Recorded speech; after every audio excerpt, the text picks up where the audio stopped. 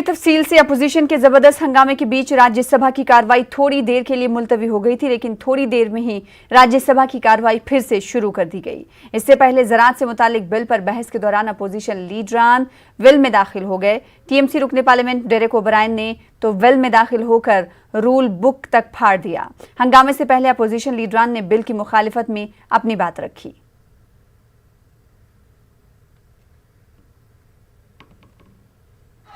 Those in favor will please raise their hands and say aye. Those against will please raise their hands and say no. I think the ayes have it, the ayes have it, the ayes have it. The bill is passed. The bill is passed. The House stands adjourned till 9 a.m. on Monday, the 21st September 2020. तो राज्यसभा को एक बार फिर से मुलतवी कर दिया गया। इस वक्त की बड़ी खबर आपको दे रहे हैं। साथ ही साथ ज़रूरी बिलों पर राज्यसभा में जबरदस्त हंगामा हो रहा था, उसके बाद राज्यसभा की कार्रवाई इससे पहले एक बार फिर से मुलतवी की गई थी और दोबारा एक बार फिर से राज्यसभा की कार्रवाई को मुलतवी कर दिया गया। और इस वक्त बहुत अहम खबर आपको बता दें, ज़रूरी बिलों पर वोटिंग में सरकार को कामयाबी हासिल हुई है, यानी बिल पास हो चुका है, मंजूर कर लिया गया है। लोकसभा से पहले ही मंजूर कर लिया गया था ज़रूरी बिल और अब राज्यसभा में भी भारी शोर शराबे के बीच ज़रूरी बिल को पास करा लिया गया। तो इस वक्त की बड़ी खबर आपको दे रहे हैं, राज्यसभा में बिल मंजूर कर लिया गया है, ज़रूरी बिल राज्यसभा से भी पास हो गया है। तो इस वक्त की बड़ी खबर, राज्यसभा से ज़रूरी बिल पास होते ही कार्रवाई भी मुलतवी कर दी गई है। तो राज्यसभा से इस वक्त की बड़ी खबर जिस पर सभी की निगाहें टिकी हुई थी कि आज राज्यसभा में सरकार के सामने कई चुनौतियां थी। इन तमाम चुनौतियों को फेस करते हुए एनडीए के लिए एक बड़ी खबर है कि राज्यसभा में भी उन्हें कामयाबी हासिल हुई है और राज्यसभा से भी ज़रूरी बिल पास हो गया है, मंजूर करा लिया गया है। ज़रूरी बिल राज्यसभा से पास हो चुका है।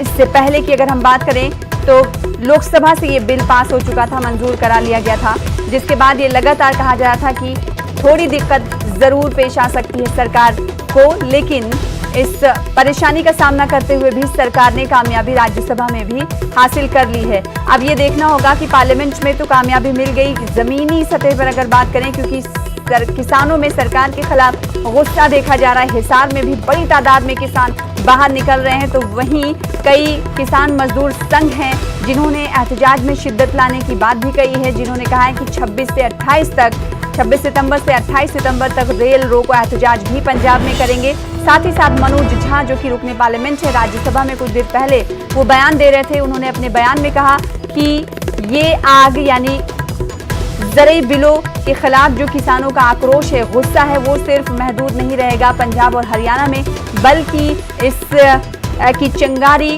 दूसरी रियासतों तक पहुंच सकती है। बिहार का भी हवाला उन्होंने दिया था। तो ज़रूरी बिल राज्यसभा से पास हो गया है, इससे पहले लोकसभा से पास करा लिया गया था। सरकार के लिए एक और बड़ी कामयाबी मांगी जा सकती है, लेकिन इससे पहले अगर हम बात करें, जब अपोजिशन पार्टियां अपनी अपनी बातें रख रही थी, उस वक्त कौन कौन सी पार्टी ने क्या कुछ कहा था, ये आपको सुनाते हैं। मैं एक परिवार से आता हूं। कल्पना करिए बिहार में, उत्तर प्रदेश के पूर्वी इलाके में 4 कट्ठा, 5 कट्ठा, 6 कट्ठा, 1 बीघा, जो कंजम्पशन से थोड़ा ऊपर, उसकी खरीद के लिए शार्क आएगा वहां, उसके उत्पाद के खरीद के लिए। मैं समझता हूं थोड़ा चिंतन, थोड़ी संजीदगी होनी चाहिए। मेजॉरिटी बहुत टेंडेंसी प्रोड्यूस करती है। इस तरह के जो मैंने पहले भी कहा, लो हैंगिंग फ्रूट से बचना चाहिए। एपीएमसी में करप्शन के इश्यूज है, मैं मानता हूं, लेकिन ऐसा तो आप नहीं कर सकते हैं ना कि आप you throw the baby with the bath water. Shanta Kumar committee ने आपसे पहले कहा था, उसके कुछ सुझाव थे। अब शांता कुमार जी तो विपक्ष के नहीं थे, आपकी पार्टी के हैं, उनको सुन लेते। अच्छा, जमाखोरों बिचौलियों को खत्म करना चाहते हैं, तो आपके जो मैं बिल का अध्ययन करता हूं, तो आप रोहू कतला को हटा करके शार्क को ला रहे हैं। कमाल कर रहे हैं साहब, कमाल कर रहे हैं। और एक चीज मैं और भी कहना चाहूंगा कि आपके तमाम बिल्स और एक्ट्स में देख रहा हूं बीते दिनों में, आप सहकारी संघवाद कहते हो रेडियो टेलीविजन पर, और अहंकारी संघवाद के हिसाब से काम करते हो। राज्यों के दायरे में घुसते जा रहे हैं। तो मैं तो अपील करूंगा, एक झटके में राज्यों को खत्म कर दीजिए। तो मनोज झा को कुछ देर पहले का रद्देमल आप सुन रहे थे। जब उस वक्त बहस हो रही थी राज्यसभा में ज़रई बिल पर। फिलहाल इस वक्त की बड़ी खबर यह है कि राज्यसभा में ज़रई बिल पर ज़बानी वोट से पास हो गया है। राज्यसभा में बिल पास हुआ है, ज़रई बिल राज्यसभा में पास हुआ है। इस वक्त की बड़ी खबर आपको दे रहे हैं। काफी हंगामाराई और शोर शराबे के बीच सरकार को बड़ी कामयाबी हासिल हुई है। तो इस वक्त की बड़ी खबर आपको दे रहे हैं।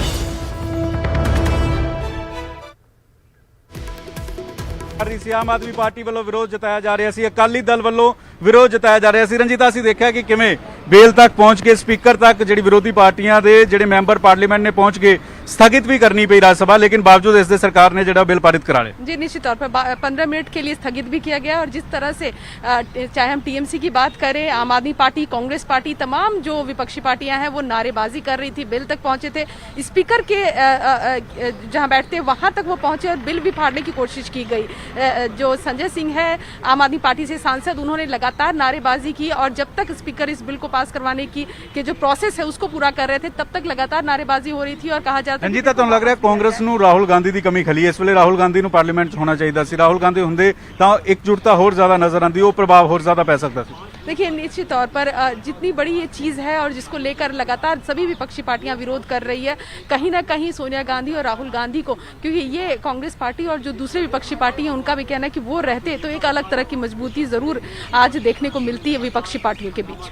ਤਾਂ ਜਿੱਥੇ ਲਗਾਤਾਰ ਕਿਸਾਨ ਵਿਰੋਧ ਕਰ ਰਹੇ ਨੇ, ਸਰਕਾਰ ਨੇ ਆਪਣਾ ਰੁਖ ਸਾਫ਼ ਕਰ ਦਿੱਤਾ ਹੈ। ਸਰਕਾਰ ਦਾ ਪਿੱਛੇ ਹਟ तो राज्यसभा से ज़रई बिल पास हो गया है। राज्यसभा में भी मंजूर करा लिया गया है ज़रई बिल। इससे पहले लोकसभा से ये बिल मंजूर करा लिया गया था, जिसके बाद ये कहा जा रहा था कि हो सकता है सरकार के सामने, क्योंकि अक्सरियत नहीं थी, इसलिए ये इम्कान जाहिर किया जा रहा था कि सरकार के सामने चैलेंजेस और चुनौतियां होंगी। उन तमाम चुनौतियों का सामना करते हुए सरकार ने राज्यसभा में भी कामयाबी हासिल की है। भारी शोर शराबे के बीच ज़रई बिल राज्यसभा में पास हो गया है।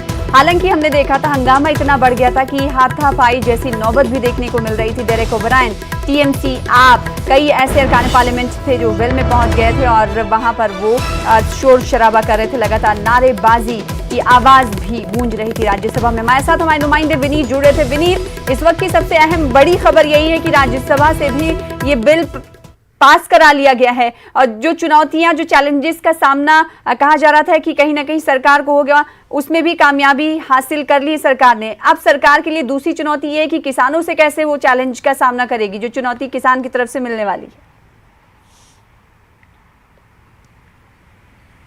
आज निश्चित तौर पे सना मैं आपको बताना चाहूँगा कि सरकार ने इस बिल को पास करवा लिया है। हालांकि हम ये लगातार कह रहे थे कि विपक्षी पार्टियां जो है वो लगातार इसका विरोध कर रही थी। अकाली दल भी विपक्षी पार्टियों के खेमे में चला गया था, लेकिन सरकार के जो मंत्री हैं वो लगातार अपने दूसरे जो दल से उन घटक दलों से बात कर रहे थे। वाईएसआर कांग्रेस ने खुलकर समर्थन किया, बीजेडी ने भी समर्थन किया कहीं ना कहीं, साथ ही साथ शिवसेना ने भी कहीं ना कहीं समर्थन किया। तो साफ तौर पर सरकार इससे कंफर्टेबल थी, वो इसको पास करवा लेती। इसके साथ ही साथ मैं आपको बताना चाहूंगा, ये बताइएगा कि जिन पार्टियों के बारे में खदशे जाहिर किया जा रहा था कि हो सकता है ये सरकार का साथ ना दें या फिर हो सकता है ये सरकार का साथ दें, तो कौन कौन सी ऐसी पार्टियां हैं जिन्होंने इस सरकार की नैया पार लगाई? विनीत, आज निश्चित तौर पर मैं आपको बताना चाहूंगा कि जिन्होंने सरकार की नैया पार कराई उसमें कहीं ना कहीं शिवसेना का भी नाम है, वाईएसआर कांग्रेस का भी नाम है, साथ ही साथ में बीजेडी ने भी सरकार को कहीं ना कहीं अपना समर्थन दिया और इसी कारण सरकार ने इस बिल को पास करवा लिया। मैं आपके पास फिर से उसी सवाल पर लौटना चाहूंगा कि जिसमें आपने पूछा था कि सरकार ने बिल को तो कानून संसद से पास करवा लिया और राष्ट्रपति के हस्ताक्षर के बाद यह कानून बन जाएगा, लेकिन सरकार जो है वो जनता के बीच जो है वो जाएगी। इसके साथ ही साथ मैं आपको बताना चाहूंगा कि बीजेपी के जो राष्ट्रीय अध्यक्ष है जेपी नड्डा, वो लगातार यह कहते रहे कि ये जो बिल है वो किसानों के हित में है। एमएसपी की बारे में जहां तक बात हुई थी तो उन्होंने साफ तौर पे कहा था कि जो मूल एपीएमसी एक्ट है उसमें भी एमएसपी की चर्चा नहीं की गई थी और एमएसपी को खत्म नहीं किया गया है। प्रधानमंत्री नरेंद्र मोदी भी यह बात कह चुके हैं, कैबिनेट में भी जब यह बात आई थी तब यह साफ तौर पर कहा गया था। पीएम नरेंद्र मोदी लगातार कहते रहे कि इससे किसानों की जो आय है वो दोगुनी कर दी जाएगी और यही कवायद जो है वो सरकार में जो है वो इसके लिए वो बिल को लेकर के आई और सरकार जब जनता के बीच में जाएगी तब ये इस तरह की बात करेगी कि इन बिल के जो फायदे हैं, इस बिल के जो फायदे हैं उस बिल के बारे में बताएगी कि आखिरकार कैसे वो अपने अनाज को कहीं भी बेच सकते हैं, मंडी पर बेचने की बाध्यता जो है वो खत्म हो जाती है। इसके साथ ही साथ जो बिचौलियों की भूमिका थी वो खत्म हो जाती है और साथ ही साथ कोई भी व्यक्ति अपने घर से भी अनाज को बेच सकता है। तो साफ तौर पर इसके जो फायदे हैं, इसके जो प्लस पॉइंट्स हैं, उसे सरकार जो है वो जनता के बीच में लेकर के जाएगी और बताएगी कि इन बिलों से, इस बिल के पास होने से, जो 2 बिल पास हो गए हैं, एक बिल अभी भी पास होना बाकी रह गया, तो इन बिल के पास होने से किसानों को कितना फायदा हुआ है। जी, जाहिर सी बात है। लेकिन विनीत, सरकार जो है पहले ही अपने मौक़िफ़ पर है। पहले भी सरकार बिल पास होने से पहले ही कहती रही कि ये किसान विरोधी बिल नहीं बल्कि किसानों के लिए लाया गया हुआ कानून है। लेकिन अपोजिशन पार्टियां और साथ ही साथ अगर बात किसानों की करें, क्योंकि किसान बड़ी तादाद में हिंदुस्तान में हैं और रीढ़ की हड्डी माने जाते हैं, ऐसे में सरकार किस हद तक किसानों को कॉन्फिडेंस में ले पाएगी कि ये उन्हीं के लिए बिल लाया गया? क्योंकि हम देख रहे हैं आंदोलन के लिए भी कह दिया गया है, सड़कों पर किसान उतर आए हैं। ये कितना चैलेंजिंग भरा हो सकता है मरकजी सरकार के लिए? आज निश्चित तौर पर यह एक बड़ी चुनौती होगी सरकार के लिए कि किसानों को जो आंदोलन कर रहे हैं उन्हें वापस लौटाना। लेकिन एक बात जो हमें ध्यान में रखनी चाहिए, जब शिवसेना सांसद संजय राउत बोल रहे थे तब संजय राउत ने कहा था कि जो विरोध प्रदर्शन हो रहा है वह कुछ सीमित क्षेत्रों में हो रहा है। अगर हम बात करें कि पंजाब में विरोध प्रदर्शन हो रहा है, हरियाणा में प्रदर्शन में हो रहा है विरोध प्रदर्शन, और उत्तर प्रदेश के सीमित क्षेत्रों में विरोध प्रदर्शन हो रहा है, लेकिन बाकी के राज्यों में अगर हम बात करें, अगर हम तेलंगाना के बारे में बात करें तो वहां पर भी उस तरह का विरोध प्रदर्शन नहीं हो रहा है जिस तरह का विरोध प्रदर्शन हम अन्य राज्यों में हम पंजाब में देख रहे हो, या हरियाणा में देख रहे हो, या यूपी के कुछ भाग में देख रहे हो। बिहार में इस तरह का विरोध प्रदर्शन नहीं हो रहा है। इसके साथ ही साथ एक बात और मैं कहना चाहूंगा कि जब बीजेपी की ओर से इस पर बहस की जा रही थी, उस वक्त बीजेपी की ओर से कहा गया कि जिस एपीएमसी एक्ट के बारे में जो विपक्षी पार्टियां हैं वो चर्चा कर रही है, उन्होंने सवाल खड़ा किया कि क्या केरल में एपीएमसी एक्ट लागू है? तो साफ तौर पर विपक्ष, जो सरकार है, वो विपक्ष की एकता में फूट डालने की कोशिश कर रही थी और कहीं ना कहीं विपक्ष को आईना भी दिखाने की कोशिश कर रही थी कि जिस एपीएमसी एक्ट के तहत वो किसानों के हक की बात कर रहे हैं, वह कई ऐसे राज्य हैं जैसे केरल जैसा राज्य जहां पर कांग्रेस में सत्ता में कांग्रेस मजबूत है, सीपीएम मजबूत है, वहां पर भी इस तरह के एक्ट नहीं है। तो उनका साफ तौर पर कहना है कि एपीएमसी एक्ट के हटने से या उसको खत्म करने से या इसमें थोड़ी सी ढील देने से किसानों को नुकसान नहीं होगा बल्कि इसका फायदा ही होगा। उनका साफ तौर पे कहना है कि जब यह एक्ट बनाया गया था 50 के दशक में, यह एक्ट बनाया गया था, उस वक्त जो खेती किसानी की स्थिति थी या खाद्यान्न की जो स्थिति थी वो स्थिति आज नहीं है। ऐसे में इस एक्ट में संशोधन करना जरूरी हो गया है और इसी को लेकर के बीजेपी और केंद्र सरकार एक मुहिम चलाएगी और किसानों को समझाने की कोशिश करेगी कि ये जो कानून लाया गया है वो किसानों के हित में है।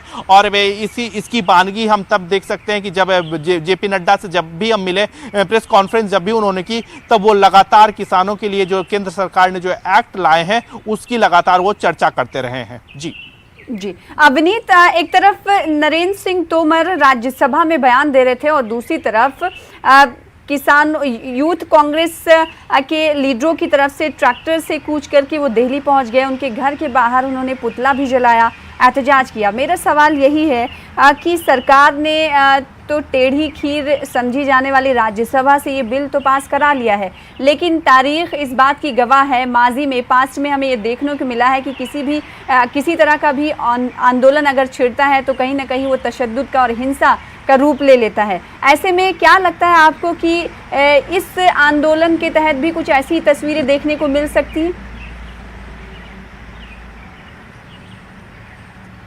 जी, मैं निश्चित तौर पे सरकार इसको लेकर के सतर्क है।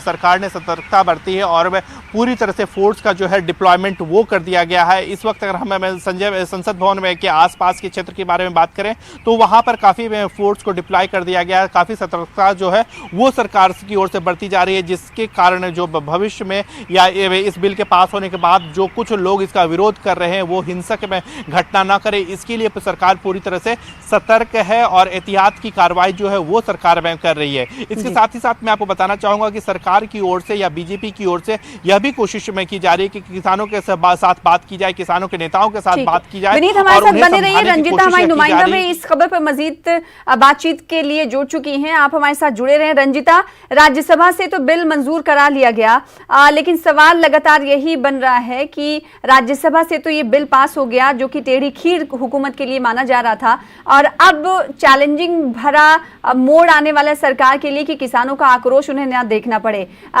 इस हवाले से आप क्या सोचती हैं? साथ ही साथ ये बताइएगा कि क्या बिहार को लेकर जिस तरह से मनोज झा जिक्र कर रहे थे कि ये आग सिर्फ हरियाणा और पंजाब तक ही नहीं रहेगी बल्कि इसकी आंच जो है बिहार तक भी आ सकती है और वहां पर इलेक्शन भी होने वाले हैं, क्या लगता है कि एनडीए को नुकसान हो सकता है? रंजीता, आपको आवाज हमारी मिल पा रही है? शायद रंजीता नहीं सुन रही है। विनीत, इस सवाल का जवाब आप दे सकते हैं। आज निश्चित तौर पर मैं, जैसा कि मनोज झा यह बात कर रहे थे, निश्चित तौर पर मैं सदन में हमने उनकी बात सुनी, लेकिन जिस तरह से जेडीयू के सांसद जब यह बात कर रहे थे, ठीक है विनीत, आपको रोकना चाहेंगे। जेपी नड्डा इस वक्त प्रेस कॉन्फ्रेंस कर रहे हैं, मीडिया से वो क्या कुछ कह रहे हैं आपको दिखाते हैं। भारतीय जनता पार्टी इसकी तहे दिल से निंदा करती है, गहरे दिल से निंदा करती है। ये निंदनीय है कि आज जब किसानों को हम लोग आज़ादी दे रहे थे उसमें उनको शामिल होना चाहिए था। शामिल होने के बजाय उन्होंने बिल पास करने को रोकने का हर प्रयास किया, और इतना ही नहीं, प्रजातांत्रिक व्यवस्था को भी डिस्टर्ब करने का प्रयास किया, जिसकी भारतीय जनता पार्टी निंदा करती है। मुझे खुशी है कि नरेंद्र तोमर जी के नेतृत्व में हमारे कृषि मंत्री जी ने आज बिल रखा और उसको भारतीय जनता पार्टी के सभी सांसदों ने सहमति दी और वो पारित भी हुआ। मैं किसानों को बधाई देता हूं और मोदी जी को धन्यवाद देता हूं जिन्होंने ये प्रगतिशील विधेयक के माध्यम से किसानों को आगे बढ़ाने में और उसके उत्पाद का उसको सही दाम मिले, अच्छा दाम मिले, इसकी व्यवस्था की है। और पुराने कानून के तहत जिस तरीके से किसान को जकड़ा गया था उससे उसको आज़ाद कराया है, इसके लिए मैं बधाई देता हूं। और देश आगे बढ़ेगा, किसानों को ये मौका मिलेगा, यही मुझे कहना है। आज राज्यसभा में जो कुछ हुआ उसकी पुनः मैं निंदा करता हूं और यह बताता है कि जो पार्टियां जो किसान विरोधी हैं उन्होंने आज इस तरीके का प्रयास करके प्रजातंत्र पर भी बहुत बड़ा कुठाराघात किया। उनको प्रजातंत्र पर भी विश्वास नहीं है, इसलिए उन्होंने इस तरीके से रोकने का प्रयास किया था, जो कि हमारे सभी सांसदों ने मिलकर के बिल को पास किया है और यह जनता को इसके सीधा लाभ मिलेगा। मैं यह भी कहना चाहूंगा कि आज इस घटना ने साबित कर दिया है कि न ही सिर्फ उनको प्रजातांत्रिक व्यवस्था पर विश्वास नहीं है, लेकिन इसके साथ साथ जो सभ्य आचरण एक सांसद का होना चाहिए, और जिन पार्टियों बार बार सभ्यता की बात करती हैं उन्होंने आज सभ्यता को ताक पर रख करके जिस तरीके का कार्य किया है ये बहुत ही दुर्भाग्यपूर्ण है और निंदनीय है। सर, सभ्यता के साथ साथ कोविड को लेकर बहुत सी व्यवस्थाएं की गई हैं हाउस में कि आप बैठकर बात करेंगे, उठ के नहीं आएंगे। हमने आज देखा कि पूरी ऑपोजिशन वेल में आई, उन्होंने माइक तक छीना। आपको क्या लगता है कि क्योंकि बहुत सारे सांसद हैं, उनके स्वास्थ्य संबंधी बहुत सारी शिकायतें भी हो सकती हैं, क्या कोई एक्शनेबल? बहुत ही दुर्भाग्यपूर्ण है कि गैर जिम्मेदाराना व्यवहार उन्होंने किया, और यह गैर जिम्मेदाराना व्यवहार के साथ साथ हेल्थ प्रोटोकॉल्स को भी उन्होंने तोड़ा है। यह हम सब और ये सच में चेयरमैन साहब इसका नोट लेंगे और वो इस पर एक्शन लेंगे। क्या डिमांड करेंगे एक्शन की, क्योंकि माइक तक तोड़ा गया सर? हम ये कहेंगे कि प्रजातंत्र की व्यवस्था बदस्तूर व्यवस्थित रूप से चलनी चाहिए और चेयरमैन सक्षम है कि हाउस को चलाने के लिए जो कुछ भी आवश्यक कदम होगा वो उनसे हम जरूर निवेदन करेंगे। तो जेपी नड्डा को आप सुन रहे थे, उन्होंने हाउस के अंदर, राज्यसभा के अंदर जो हाथापाई और शोरगुल हुआ और हंगामा राय अपोजिशन पार्टियों की तरफ से की गई, उन तमाम चीज़ों की मजम्मत की गई जेपी नड्डा की जानिब से। उन्होंने कहा कि इस तरह की कार्रवाई की बीजेपी और वो खुद मजम्मत करते हैं, लिहाजा साथ ही साथ उन्होंने कहा कि जब एक तारीख रकम कर रही थी भारतीय जनता पार्टी एनडीए की सरकार, उस वक्त अपोजिशन पार्टियां रखनंदाजी कर रही थी और भ्रमित करने की कोशिश कर रही थी। हम किसान को आज़ादी देने की बात कर रहे हैं जबकि ये आज़ादी छीनने की बात कर रहे हैं। ये तमाम अल्फाज जेपी नड्डा की तरफ से ज़रई बिल को लेकर कहे गए प्रेस कॉन्फ्रेंस में। बैनुल-अक़वामी सरहद के साथ पाकिस्तान से दरअंदाजी की कोशिश नाकाम बनाने के बाद बीएसएफ ने 58 पैकेट मंशियात और 2 पिस्तौल बरामद किए हैं।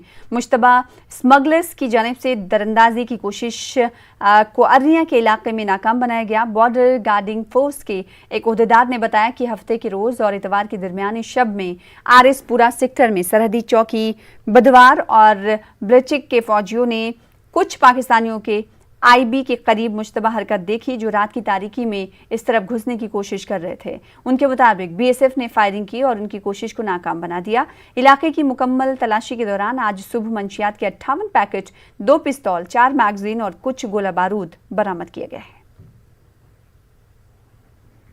दिनों से हमको लगातार इनपुट्स मिल रहे थे हमारी बीएसएफ की इंटेलिजेंस ब्रांच से, पुलिस की तरफ से, कि आरएसपुरा एरिया से ड्रग्स की स्मगलिंग का कंसाइनमेंट जो है वो क्रॉस होने वाला है। अकॉर्डिंगली बीएसएफ और पुलिस जो है वो इस इलाके में सतर्क थे और कल रात को करीब रात के 2 बजे 3-4 आदमियों का ग्रुप पाकिस्तान टेरिटरी में देखा गया और उसके बाद में उसमें से 2-3 आदमी आगे आए और ये ड्रग्स का, जैसे आपने देखा है कि एक के पीछे एक बांध के वो खींच के ला रहे थे, तो साथ में ही उन्होंने एक पाइप को भी जो है वो कैरी किया हुआ। तो जब वो फेंस के पास में पहुंचे हैं तो बीएसएफ की पार्टी ने उनको चैलेंज किया। चैलेंज करने पर उस तरफ से फायर आया जिसके ऊपर हमारी पार्टी ने भी जवाब दिया और जवाब में वो पाकिस्तान की तरफ से जो पार्टी आई थी वो भाग गई और ये कंसाइनमेंट जो है वो यहाँ पर रह गया। तो हमने पूरा एरिया को रात के वक्त कार्डन करके रखा था और सुबह जो है उसको सर्च किया है तो करीब 62 पैकेट हेरोइन की, जिसका वजन एक पैकेट का करीब 1 केजी है और साथ में 2 पिस्टल, 3 मैगजीन और 100 राउंड जो है ये मिले। तो ये मैं एक काफ़ी बड़ी कामयाबी मानूंगा जिसमें बीएसएफ के ट्रुप्स, जेएंडके पुलिस के ट्रुप्स जो है वो इन्वॉल्व थे और ये ऑपरेशन कामयाब हुआ। तो हम इसको एक स्ट्रांग प्रोटेस्ट नोट जो है वो पाकिस्तान के साथ में लॉन्च करेंगे बहुत जल्द एविडेंस के साथ में, और हम उम्मीद करते हैं कि वो अपनी तरफ जो लोग इसमें इन्वॉल्व हैं उनके अगेंस्ट में एक्शन लें